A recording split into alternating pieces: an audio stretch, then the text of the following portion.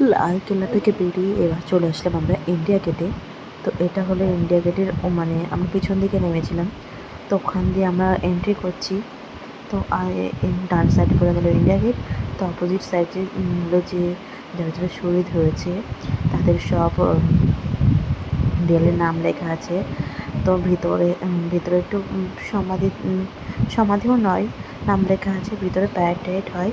তো এইগুলোকে দেখার জন্য নিজেদেরকে নিয়ে চলে আসলাম ভেতরের দিকে। দুই সাইড দিয়ে দেখতে পাচ্ছ কত সুন্দর ফোয়ারা।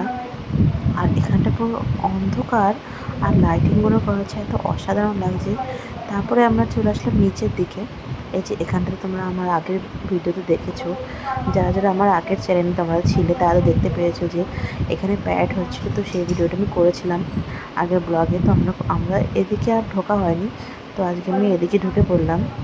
আর এই দেখো সিঁড়িগুলোতে এত সুন্দর লাইটিং হচ্ছে, কি বলবো। আর তারপরে এখানে দেশে যুদ্ধ হয়েছিল, সেই যুদ্ধ হওয়াটার স্ট্যাচু বানানো আছে। আর এখানে সব জিনিস এক একটা করে ছবি আছে, তার নিচে নিচে সব লেখা আছে।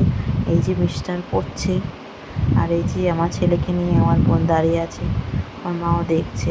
মানে ও না আস্তে আস্তে ঘুমিয়ে পড়েছে, এত লাফালাফি করে না। তো তার জন্য তো ও একটু মানে ঘুম তো পায়নি, ও সারাদিন ঘুমায়নি। না ভালোভাবে কোনো কিছু খাওয়াতে পেরেছি না কোনো কিছু। ও সারাদিন শুধু ঘুরেছে, সারাদিন শুধু জল খেয়েছে, আর কিচ্ছু খেতে যায়নি। না করে আস্তে আস্তে ও ঘুমিয়ে পড়লো রাস্তায়। তো চলো আমরা এখান থেকে বেরিয়ে একটু কিছু ছবি টবি তুলবো ইন্ডিয়া গেটের সামনে। তো তারপরে বাড়ির দিকে রওনা দেওয়া যাক। Tata, bye bye. আজকে আমার ভিডিও এখানে। তো পরের ব্লগে আবার আপনাদের সাথে দেখা হচ্ছে। Tata, bye bye, good night.